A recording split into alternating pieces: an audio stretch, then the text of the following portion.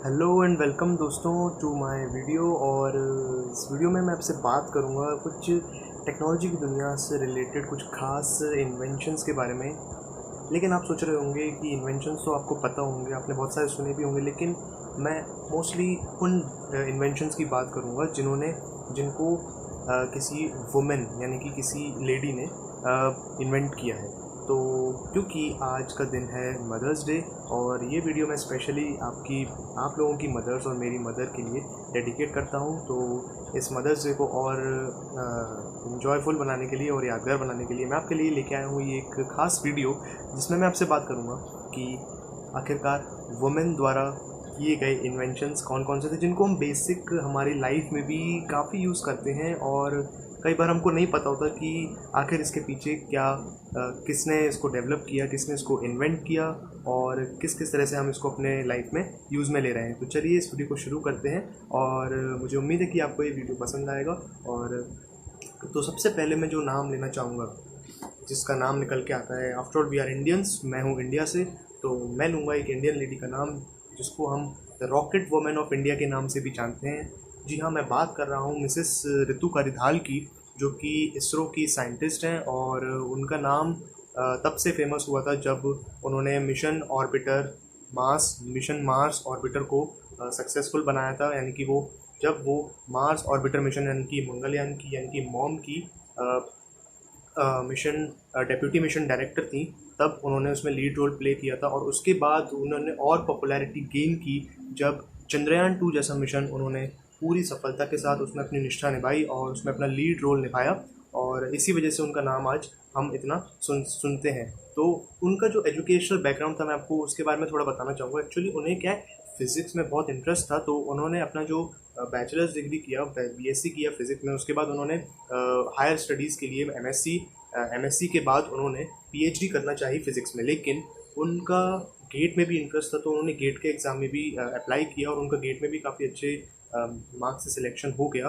तो फिर वो कन्फ्यूज़न में थी कि आखिर वो अपनी पीएचडी कंटिन्यू करें या फिर गेट में सेलेक्ट होने के बाद उनको जो Indian institute of science Bangalore से जो ऑफ़र आया था वहाँ पर मास्टर्स ऑफ टेक्नोलॉजी में करने का कोर्स करने का, एरोस्पेस इंजीनियरिंग में, तो उसके बीच में वो कंफ्यूज थी। तो उन्होंने अपने किसी प्रोफेसर से पूछा, तो उन्होंने उनको ये इंस्पिरेशन दी कि आपको आईआईएससी बेंगलोर जाके अपना आगे फर्दर स्टडीज़ करनी चाहिए, क्योंकि ये लाइफ में सिर्फ चांस एक ही बार मिलता है और बहुत ही कम लोगों को मिलता है, तो आपको इसका पूरा फ़ायदा उठाना चाहिए। तो फिर वो एरोस्पेस इंजीनियरिंग करने चली गई, मास्टर्स ऑफ टेक्नोलॉजी उन्होंने कोर्स किया वहाँ से आईआईएससी बेंगलोर से, और आज वो खुद को इसरो के बहुत बड़े साइंटिस्ट के रूप में अपनी एक अहम भूमिका निभा रहे हैं। तो दोस्तों, ये थी रितु करिधाल जी की कहानी। अब मैं आपको बताता हूँ दूसरी ऐसी लेडी के बारे में, जो कि इंडिया से ही थी, और वो इंडिया की फर्स्ट इलेक्ट्रिकल इंजीनियर थी, जिनका नाम है ए ललिता। एक्चुअली ये ए ललिता जी जो थी, वो इंडिया की फर्स्ट इलेक्ट्रिकल इंजीनियर थी, और ये बचपन से ही एक ब्राइट स्टूडेंट रही थी, क्योंकि इनके फादर इनको बहुत सपोर्ट करते थे इनकी स्टडीज़ में। और इनके फादर भी एक किसी रिसर्च पे काम कर रहे थे और इंडस्ट्री में जुड़े हुए थे। तो उनकी जो जो ए ललिता जी थी, उन्होंने अपनी पढ़ाई करने के बाद अपने फादर को असिस्ट किया रिसर्च में, और जो उनका एरिया ऑफ इंटरेस्ट था वो था नेटवर्क एंड ट्रांसमिशन लाइंस। तो उन्होंने इस पर काफ़ी अच्छे से काम किया इस फील्ड में। और जो इंडिया में भाखड़ा नंगल प्रोजेक्ट, जो उस टाइम में भाखड़ा नंगल डैम प्रोजेक्ट चल रहा था, उसमें इनका एक अहम रोल था, जिसमें इन्होंने इलेक्ट्रिकल जनरेटर्स के बारे में पूरा हैंडल किया था भाखड़ा नंगल डैम प्रोजेक्ट पे। तो ये थी कहानी ए ललिता जी की। अब मैं आपको बताता हूँ कुछ ऐसे और इन्वेंशंस के बारे में, जिनको सुनकर आप हो सकता है हैरान हो जाएं कि हाँ, ये भी डेवलप हुआ था, ये भी किसी ने इन्वेंट किया था। तो सबसे पहले आपने सुना ही होगा, आपके घरों में रेफ्रिजरेटर होगा। ओके, तो क्या आपको पता है रेफ्रिजरेटर में जो ट्रेस का डिज़ाइन है, यानी कि जो कह सकते हैं उसको, जो डिस्ट्रीब्यूशन है, यानी कि एक के ऊपर एक जो पूरा सेटअप पैटर्न रहता है ना, डिवीजन का डिवाइड रहता है पूरा रेफ्रिजरेटर, वो जो डिवाइड सिस्टम था, वो आखिर किसने उसका आइडिया प्रपोज किया था? एक्चुअली ये एक एर्गोनॉमिस्ट पायनियर थी, डॉक्टर एर्गोनॉमिस्ट पायनियर थी। ओके, तो उन्होंने इसका कॉन्सेप्ट दिया था, और उनका नाम था Lillian Gilbreth. Okay, so she was an ergonomist pioneer. देखो एर्गोनमिस्ट का मतलब क्या होता है दोस्तों, एर्गोनमिस्ट का मतलब ये होता है कि किसी भी एग्जिस्टिंग चीज़ में या फिर एग्जिस्टिंग किसी सिस्टम में अगर आप कुछ और बदलाव लाना चाहते हैं जिससे कि और एफिशिएंसी प्रोवाइड हो और कन्वीनियंसी प्रोवाइड हो। ओके, तो इसमें उसको कहते हैं एर्गोनॉमिक्स, यानी कि किसी भी चीज़ को और कन्वीनियंट बनाना। तो that is called, that comes under ergonomics. And जो पर्सन इस पे वर्क करता है उसको हम कहते हैं एर्गोनॉमिक्स पायनियर। तो जो ये जो लिलियन गिलब्रेथ थी, ये एक एर्गोनॉमिक्स पायनियर थी और इन्होंने जो इन्वेंट किया, जो शेल्फ्स का सिस्टम था रेफ्रिजरेटर में, उसको इन्वेंट किया। तो जो आप घरों में रेफ्रिजरेटर यूज़ करते हैं, आप किसी पार्टीशन में कोई यूटेंसिल रखते हैं, कोई अलग यूटेंसिल रखते हैं, ऊपर कुछ और रखते हैं, तो जो पार्टीशन का था वो आइडिया किसका था, वो डॉक्टर ये लिलियन गिलब्रेथ का था। जो नेक्स्ट मैं आपसे बात करूंगा कि आपके यहाँ कार ज़रूर होगी और हम जानते हैं कार के आगे जो शीशा होता है उस पर लगा रहता है एक वाइपर, तो उसको कहते हैं हम विंड स्क्रीन वाइपर। अब आप सोच रहे होंगे इसका भी इन्वेंशन हुआ है। हाँ, इसका भी इन्वेंशन किया गया था और ये एक लेडी थी जो कि जिसने इसका इनोवेशन आइडिया दिया, क्योंकि उनको लोगों की प्रॉब्लम से थोड़ा सिंपथी हो रही थी और वो काफ़ी सोच में पड़ गई थी कि आखिर इसका कुछ इफेक्टिव सॉल्यूशन निकलना चाहिए। तो वो जो लेडी थी उनका नाम था मैरी एंडरसन, जो कि न्यूयॉर्क की रहने वाली थी। और इन्होंने उसका जो विंड स्क्रीन शील्ड वाइपर होता है उसका जो इन्वेंशन किया। और आज हम देख ही सकते हैं कि मोस्टली हर गाड़ी में ये एक स्टैंडर्ड नॉर्म बन चुका है कि गाड़ी के में जो आपको शीशे के आगे आपको वाइपर मिलेगा, वो तो बारिश के समय आपको काफ़ी हेल्पफुल रहता है वो। तो इसका आइडिया प्रपोज किया गया था मैरी एंडरसन द्वारा। और ओके, तो उन्होंने इन्वेंशन किया विंडस्क्रीन वाइपर का। अब जो इसमें नेक्स्ट मैं जो लेडी का नाम लूँगा वो थी वो है स्टेफनी क्यूलेक। एक्चुअली मैं एक बात बताना चाहूँ, जो विंडस्क्रीन वाइपर का जो इन्वेंशन हुआ था वो हुआ था सन 1902 में। यस, ईयर 1902 में। कितने साल पुरानी बात है कि उस समय इसका इन्वेंशन हो चुका था। अब मैं आपसे बात करूँगा स्टेफनी क्यूल के बारे में। ओके, तो इन्होंने, हम देखते हैं आज का जो जो मटेरियल है, एक सिंथेटिक मटेरियल है जो है केवलार, है ना, जो कि मोस्टली जगहों पर यूज़ किया जाता है, मोस्टली कंस्ट्रक्शन साइट्स में पहले यूज़ किया जाता था। ओके, तो केवलार का भी इन्वेंशन एक लेडी ने किया है और उनका नाम है स्टेफनी कुक्यूल। ओके, स्टेफनी क्यूलेक, तो उनका नाम था। और इसका उन्होंने ये एक्चुअली एक एक्सीडेंटल डिस्कवरी थी, मतलब गलती से ये इन्वेंट हो गया था, उनको पता नहीं था कि वो कुछ इन्वेंट करने जा रही हैं, बस ये इन्वेंट हो गया। तो इसको मैं कह सकता हूँ एक एक्सीडेंटल डिस्कवरी थी और इन्होंने उसको डिस्कवर किया था 1965 में। ओके, और 1966 में इन्होंने उसका फिर पेटेंट कराया था। ठीक है, केवलार एक हाईली टेंजाइल मटेरियल होता है और इसकी क्योंकि इसकी टेंजाइल स्ट्रेंथ अच्छी होती है और ये हाईली हीट रेजिस्टेंट होता है। ठीक है, और ये काफ़ी जगहों पर भी यूज़ किया पहले अर्लियर ये कंस्ट्रक्शन साइट्स में यूज़ किया जाता था, लेकिन आज के ज़माने में कंस्ट्रक्शन साइट्स पे तो यूज़ होता ही है। उसके अलावा आप कई और जगहों पर भी इसका यूज़ देखते हैं, जैसे कि बुलेट प्रूफ वेस्ट बनाने में इसका यूज़ होता है, साइकिल के टायर बनाने में भी इसका यूज़ होता है। और आपने एक मोबाइल फ़ोन भी देखा होगा केवलार स्पेशल, जो special edition limited edition mobile phones आते हैं। ओके, इसमें से एक केवलार एडिशन मोबाइल फ़ोन आया था जो रिसेंटली लॉन्च हुआ था, आखिर 1-1.5 साल पहले ही लॉन्च हुआ था। वो था पोको F1 केवलार एडिशन। अगर चाहो तो आप उसकी अनबॉक्सिंग वीडियो भी देख सकते हो, यूट्यूब पे अवेलेबल है, Kevlar edition special Poco F1 mobile phone. तो ये थी बात केवलार की। अब जो नेक्स्ट जो निकल के आता है इन्वेंशन, वो था एक डिश वॉशर का।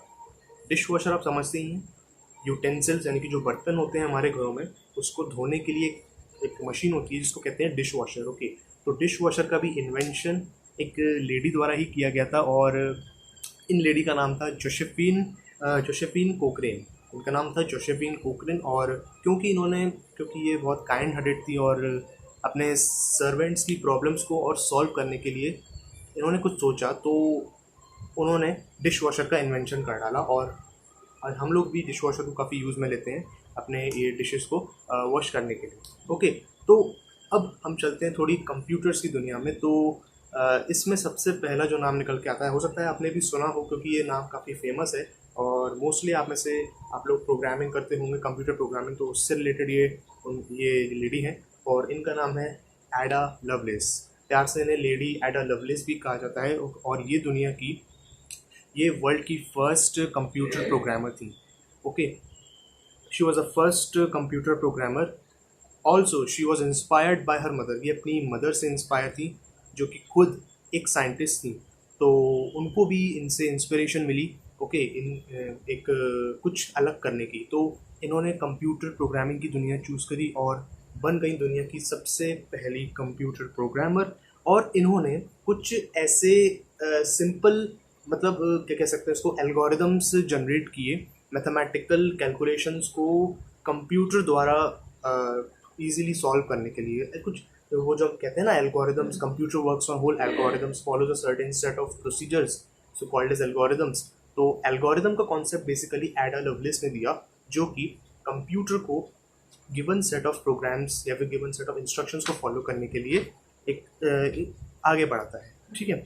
और इसके बाद जो नाम निकल के आता है वो है एक लेडी जो जिनका नाम है ग्रेस हॉपर।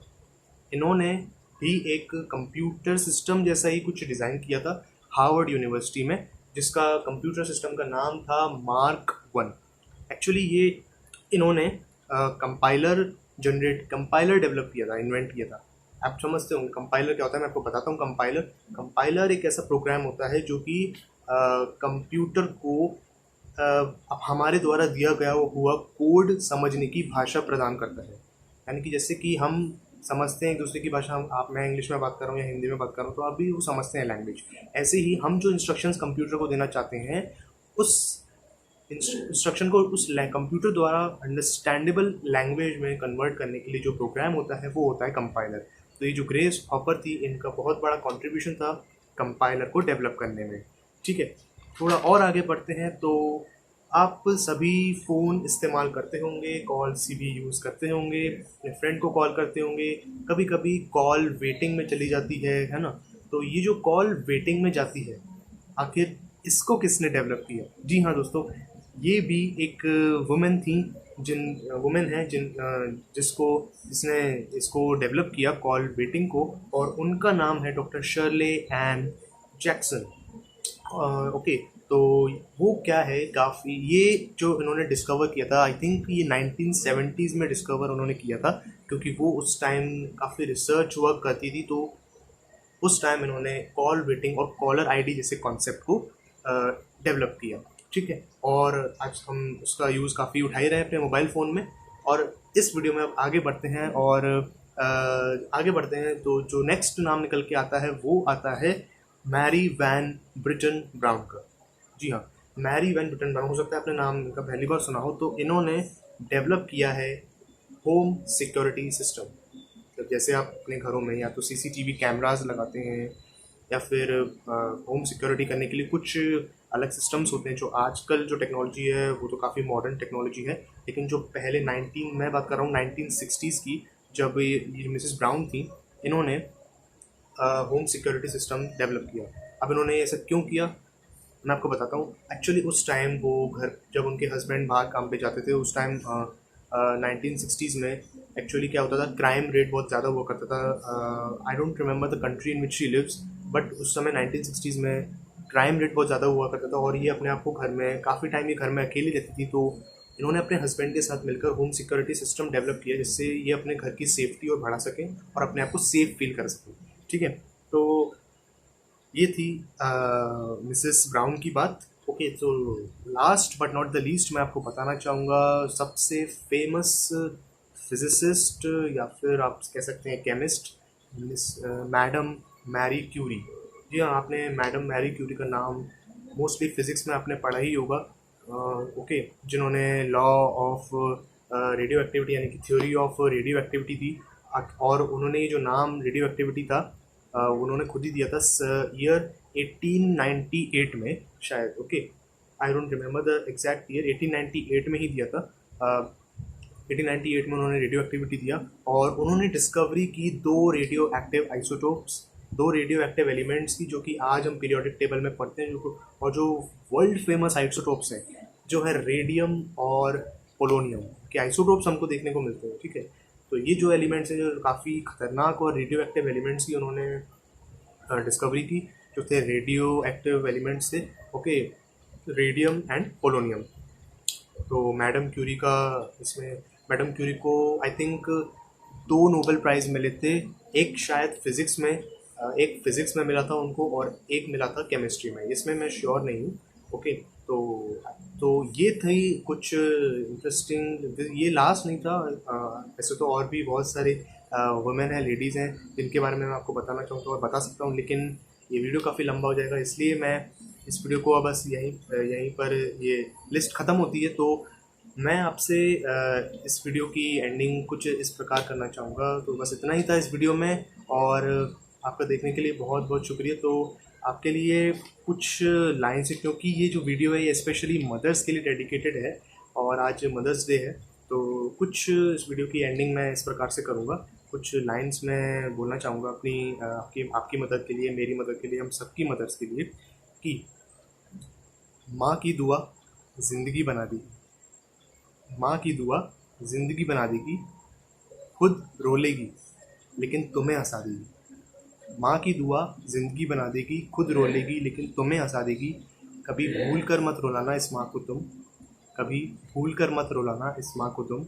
एक छोटी सी गलती पूरा अर्श हिला देगी, एक छोटी सी गलती पूरा अर्श हिला देगी। दोस्तों, मुझे उम्मीद है आपको ये वीडियो काफ़ी पसंद आया होगा। आखिर ये काफ़ी लंबा वीडियो बन गया है, तो मैं आपसे माफ़ी चाहूँगा अगर आपको ये वीडियो काफ़ी लंबा लगा हो तो। और अगर पीछे कोई साउंड या नॉइज़ आया हो या फिर लाइट ये क्वालिटी में कुछ फ्लिकर हुआ हो तो उसके लिए मैं माफ़ी चाहूँगा। आखिर मेरे लिए सबसे इम्पोर्टेंट है आपके लिए अच्छा कंटेंट देना। तो मैंने सोचा ये जो इन्फ्लुएंस था वुमेन का हमारी सोसाइटी के ऊपर, हमारे इंडिया के ऊपर, हमारी वर्ल्ड के ऊपर, तो इस बारे में आपसे बात करनी चाहिए थी। और I hope you like this video. और आपका मदर्स डे भी काफ़ी अच्छा बीता होगा आप, और मेरी तरफ से आप सभी को हैप्पी मदर्स डे, आप सभी की मॉम्स को हैप्पी मदर्स डे। और उम्मीद है आप सब ने इस दिन को बहुत अच्छे से एंजॉय किया होगा आखिरकार। और हर दिन आप अपनी मम्मी के साथ, पापा के साथ ऐसे ही बस अच्छे से एंजॉय कीजिए, मेरी आपसे यही रिक्वेस्ट है।